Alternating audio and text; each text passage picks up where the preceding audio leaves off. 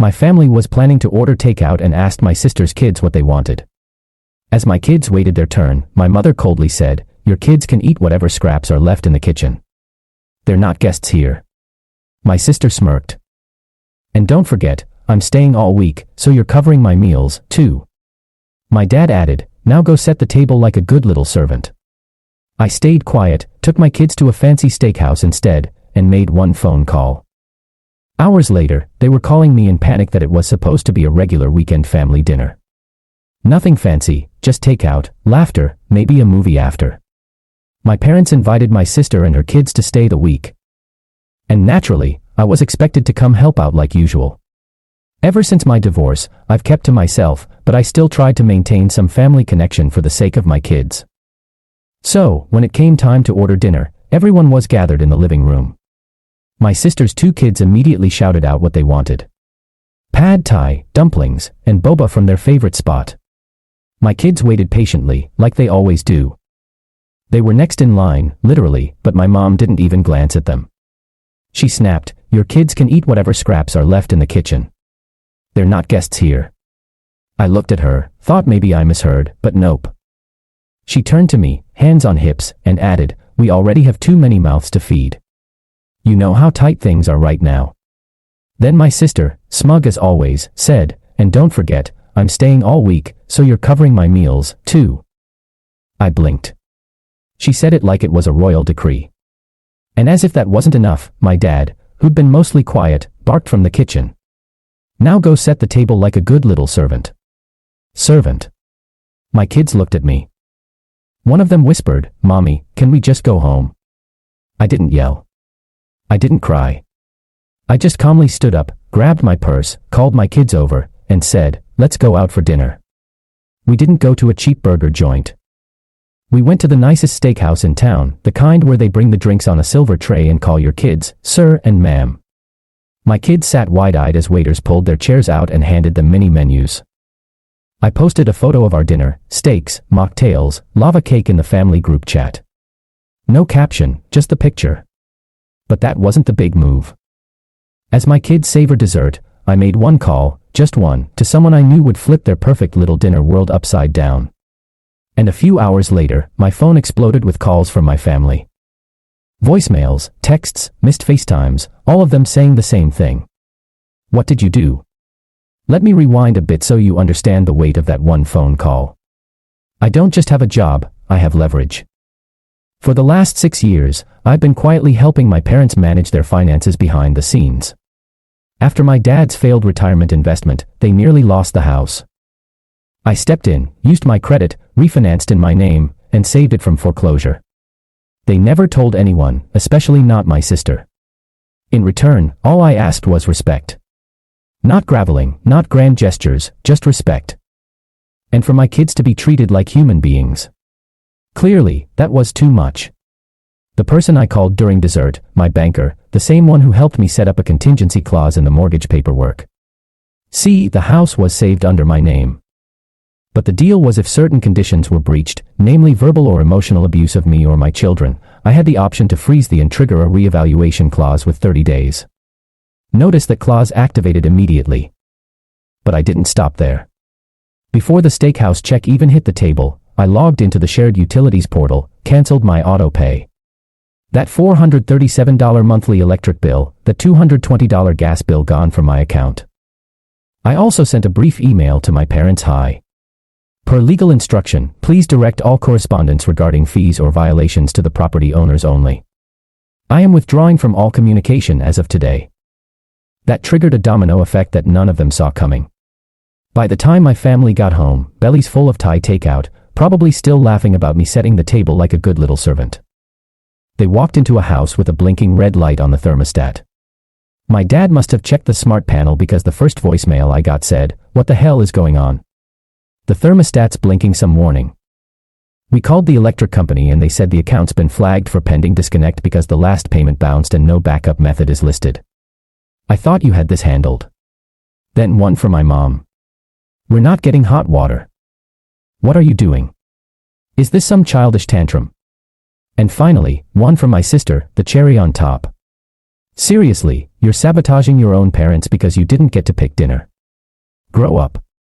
You're a bitter, useless drama queen. She had no idea. She had no idea that for the last 5 months I'd also been paying for the insurance on her car. Not out of generosity, but because it was bundled into a plan that gave me a massive corporate discount, which I just ended. They wanted to treat me like I was disposable. Cool. But now the invisible safety net they'd been using to live above their means snapped. And I wasn't done yet. The voicemails were one thing, but the panic spilled into the public eye faster than even I expected. The next morning, I woke up to 6 missed calls, a dozen texts, and surprisingly a Facebook post from my mother that read, "Some people are so heartless after all we've done for them. They choose to ruin their own family over something petty. We may not have hot water right now, but at least we still have each other. Shame on those who turn their back when we need them most." Translation: she was trying to rally sympathy. Classic tactic. FA booking for attention and victim points. But then my cousin, bless her chaotic, neutral soul, commented, "Wait, didn't she save her house like 2 years ago? And hasn't she been paying your bills? You told me she was the reason you could still afford groceries. What happened?" The thread blew up. A few other family members, ones who'd always quietly noticed the favoritism, started chiming in. One posted a screenshot from months ago of my mom gushing about the miracle of their mortgage being handled and how God sent help just in time. The dots were connecting fast. People were doing the math. Then someone else, my uncle of all people, tagged me directly and wrote, "Is this about what happened at dinner last night? Heard from the kids that your little ones weren't even fed. If that's true, I'd have done worse." And that's when the DM started. From my sister's friends, from her ex-boyfriend, even from a few people I didn't know well, but who'd seen the posts and started to piece together the pattern. My favorite message came from someone I didn't recognize. "You don't know me, but I used to work with your sister. Just so you know, she used to brag about how you were dumb enough to keep paying everyone's bills. Looks like you finally woke up. Good for you." I didn't respond, not to that one, but I screenshotted it. Meanwhile, my sister was spiraling. She made her own post, doubling down. "So sick of fake people playing the victim. Some folks want to act like heroes, but throw tantrums over food. Grow up. This is why no one takes you seriously." But she made one mistake. She forgot who follows her. Her landlord, her employer, and yes, the insurance company I had just removed her from. I got a call from my insurance rep later that afternoon. He laughed and said, "So, your sister's been lying about her address and eligibility. You were doing her a big favor. Now that we know, she'll need to reapply and the rate is going to triple. Just a heads up. Oh, and about that car. The one I'd quietly been coin sharing for her. Turns out she hadn't renewed the registration properly in over a year. They suspended her coverage until the paperwork was updated, which she couldn't do without my account being active. That evening, my sister tried to call me. I didn't answer. She texted, "You seriously ruined everything in one day. What do you want? A trophy?" I typed out a reply, deleted it, typed another one, deleted that, too. Finally, I wrote, "I just want my kids to be treated like human beings. You all made your choice. Now, live with it." No response, just silence. But that silence was loud because for the first time, they weren't in control. And for once, they realized what it felt like to have the power stripped away. They had spent years leaning on me, laughing behind my back, mocking me to my face, and thinking I'd never push back. But now the bills were due, literally. And I wasn't the one paying them anymore. By day 3, the fallout was no longer private or limited to group chats and passive-aggressive posts. It was legal. See, what no one in my family understood. What they never bothered to ask was that the financial safety net I'd created didn't just involve paying bills. I had structured everything legally. Why? Because deep down I always knew they'd turn on me eventually. Remember the house? Technically, it was mine. I bought it under a silent agreement. The title was in my name. The mortgage was in my name. Their name was on the mailbox.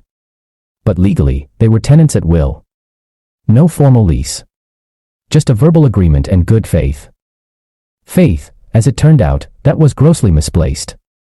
After that steakhouse dinner, I called the bank and activated the clause that triggered a reevaluation of ownership. Basically a notice to vacate unless a new cohabitation agreement was signed within 14 days. And they had no idea it was coming until a courier knocked on their door that Friday afternoon and handed them the paperwork. Within 2 minutes of that, my mom called me, voice trembling, not angry this time, but small.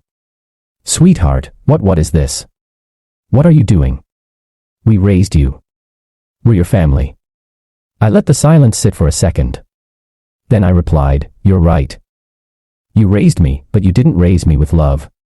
You raised me with guilt and manipulation. And I finally see it." She didn't deny it. Just cried. My dad called next for years.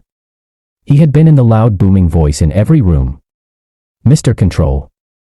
This time he sounded like someone deflating. "There's no way you're really kicking us out, right? Not your own parents." "I'm not kicking you out," I said calmly. "I'm removing myself from being your doormat." Then came the unexpected knock. Not on their door, on mine. It was my sister's ex, the father of her oldest son. We'd barely spoken in years, but there he was, standing awkwardly on my porch, holding a grocery bag and a folder.